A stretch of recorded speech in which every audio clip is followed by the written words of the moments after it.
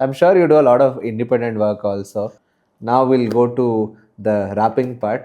So ಜೀವನ ತಳ್ಳೋ ಗಾಡಿ ಅನ್ನೋ ಒಂದು ಟ್ರ್ಯಾಕಿಗೆ ನೀವು ರ್ಯಾಪ್ ಮಾಡಿದ್ರ.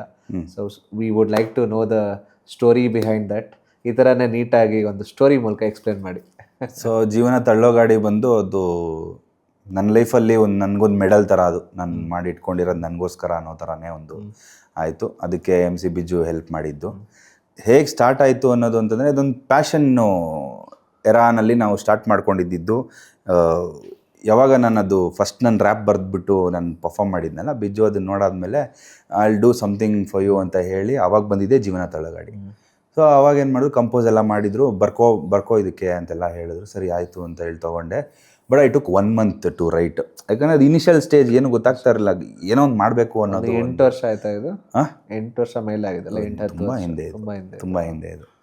ಅಲ್ಲಿ ಬರಿಬೇಕು ಅಂತ ಹೇಳಿ ಕುತ್ಕೊಂಡು ನಾನು ಅದಕ್ಕೆ ಪರ್ಟಿಕ್ಯುಲರಾಗಿ ನಾನು ಡೆಡಿಕೇಟೆಡ್ ಟೈಮ್ ಕೊಡೋಕ್ಕಾಗ್ತಾರಲ್ಲ, ಯಾಕಂದರೆ ಕಾಲೇಜು ಇರ್ತಾಯಿತ್ತು.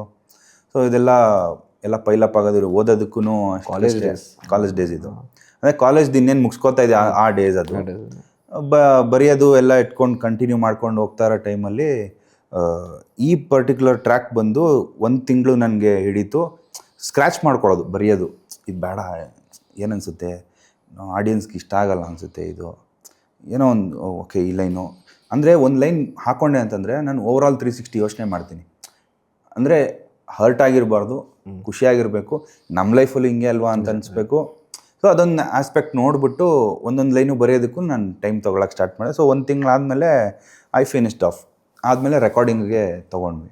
ಸೊ ಅದು ಹೆಂಗೋಗುತ್ತೆ ಅಂದರೆ, ಜೀವನ ತಳ್ಳು ಗಾಡಿ, ನಾವು ಅದನ್ನು ತಳ್ಳಬೇಕು, ನಾನು ತುಂಬ ಒಳ್ಳೆ ಹುಡುಗ, ಅದು ನೀವು ತಿಳ್ಕೊಬೇಕು, ಲವ್ ರಿಲೇಷನ್ಶಿಪ್ಪು, ಕೈ ಸಿಗೋದು ಬರೀ ಚಿಪ್ಪು, ಯಾರಿಗಾದ್ರೂ ಗೊತ್ತಾ ಇಲ್ಲಿ ಸಾಯೋದು ನೀವು ಯಾವತ್ತು, ಹುಡ್ದಾಗ ನಮ್ಮಪ್ಪ ಅಮ್ಮ ನಮ್ಮನ್ನು ಮೆಚ್ಚಿಕೊಂಡ್ರು, ಈಗ ಅವರು ನಮ್ಮನ್ನು ನೋಡಿ ಅವ್ರ ತಲೆ ಚೆಚ್ಚಿಕೊಂಡ್ರು, ಜನ್ರೇಷನ್ ಗ್ಯಾಪು ಮಗ, ಏನು ಮಾಡೋಕ್ಕಾಗೋದಿಲ್ಲ, ನಮ್ಮ ಜೀನ್ಸ್ ಪ್ಯಾಂಟ್ ಕೆಳಗೆ ಬಂದರು ಹೇಳೋರು ಯಾರೂ ಇಲ್ಲ, ಅಸೈನ್ಮೆಂಟ್ ಬರೀ ಬೇಗ, ಇಲ್ಲಾಂದರೆ ಆಬ್ಸೆಂಟ್, ಈಗ ಕ್ಲಾಸಿಗೆ ಲೇಟಾಗಿ ಬಂದೆ, ಹೋಗು ನೀನು ಆಚೆ, ಈಗ ಸ್ಟೂಡೆಂಟ್ಗಳ ಕಷ್ಟ ಇಲ್ಲಿ ಅರ್ಥ ಯಾರಿಗೂ ಆಗೋದಿಲ್ಲ, ಟೀಚರ್ಗಳು ಸುಮ್ಮನೆ ಟಾರ್ಚರ್ ಮೇಲೆ ಟಾರ್ಚರ್ ಕೊಡ್ತಾರಲ್ಲ, ಓದು ಬೇಗ ಬರೀ ಬೇಗ ತಲೆಯಲ್ಲಿ ಬರೀ ಇರೋದು, ಎಂಟರ್ಟೈನ್ಮೆಂಟ್ ಮಸ್ತಿ ಮಜಾ ಬೇಕಾಗಿಲ್ವ ಯಾವನಿಗೂ, ಕಾಲೇಜ್ ಬಂದರೆ ಇವರು, ಮನೆಗೆ ಹೋದರೆ ಅವರು, ಗ್ಯಾಪಲ್ಲಿ ತಗೋ ವಿಸ್ಕಿ ಹಾಕೋ ಸ್ವಲ್ಪ ನೀರು, ಮನೆಗೆ ಹೋದರೆ ನಮ್ಮ ತಂದೆ ಯಾಕೋ ಕತೆ ಲೇಟಾಗಿ ಬಂದೆ, ಸುತ್ತ ಬೇಡ ಹುಡುಗಿರಿಂದ ಓಡೋಗಿ ಬೇಡ, ನಿಂತ್ಕೊಂಬಂದೆ ಓದೋದಿಲ್ಲ ಬರೆಯೋದಿಲ್ಲ, ಯಾವಾಗೋ ಬುಕ್ ಮುಟ್ಟೋದು, ಹೇಳ್ತಾ ಇದ್ದೀನಿ ಒಳ್ಳೇದಲ್ಲ ಬೀದಿ ಸುತ್ತೋದು, ಆಚೆ ನೋಡು ನಿನ್ನ ಫ್ರೆಂಡ್ಸು ಇಂಜಿನಿಯರ್ ಡಾಕ್ಟರು, ನೀನು ಒಬ್ಬ ಖಾಲಿ ಪೋಲಿ ಕಿತ್ತೋಗಿರೋ ರ್ಯಾಪರು, ಆಚೆಯಿಂದ ಬಂದೇ ಇಲ್ಲ ಯಾವುದೋ ನಿಮಗೆ ಆಫರು, ನನ್ನ ದೃಷ್ಟಿಯಲ್ಲಿ ನೀನು ಯಾವತ್ತಿದ್ರು ಪಾಪರು, ಎಕ್ಸಾಮ್ ಹಾಲಲ್ಲಿ ಕೂತ್ಕೊಂಡು ಸುಮ್ಮನೆ ತಲೆ ಕೆರಿತೀವಿ, ತಲೆಲೇನು ಇಲ್ಲ ಅದು ಸುಮ್ಮನೆ ಏನೋ ಬರಿತೀವಿ,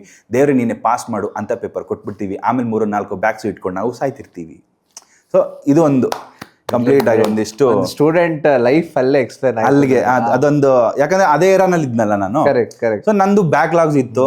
ಸೊ ನನ್ಗೇನಂತಂದ್ರೆ ಹಾಕೊಳ್ಳೋಣ, ನನ್ನ ಲೈಫಲ್ಲೂ ಇದೆ ಅಲ್ವಾ. ಆಮೇಲೆ ಇನ್ನೊಂದು ಏನಂತಂದ್ರೆ ನಂದು ಒಬ್ಬಂದೇ ಅಲ್ಲ ಬ್ಯಾಕ್ಲಾಗ್ ಲೈಫಲ್ಲಿ, ನನ್ನ ಫ್ರೆಂಡ್ಸ್ದು ಬ್ಯಾಕ್ಲಾಗ್ ಇದೆ, ಬೇರೆ ಕಾಲೇಜದ್ದು ಬೇರೆ ಬ್ಯಾಕ್ಲಾಗ್ಸ್ ಇದಾವೆ. ಸೊ ಎಲ್ಲಾನು ರಿಲೇಟ್ ಮಾಡಿ ನೋಡಿದಾಗ ದೇ ಕ್ಯಾನ್ ರಿಲೇಟ್ ಎಲ್ಲರಿಗೂ ರಿಲೇಟ್ ಆಗಬೇಕು. ಆಮೇಲೆ ಫುಲ್ಲು ಪಾಸ್ ಆಗಿಬಿಟ್ಟಿದ್ದೀನಿ ಅನ್ನೋಂಗೇನು ರಿಲೇಟ್ ಅಲ್ಲ, ಅವನು ಆಗ್ತಾನೆ ಯಾವುದೊಂದು ಆಸ್ಪೆಕ್ಟಲ್ಲಿ ಅವನು ಆಗ್ತಾನೆ.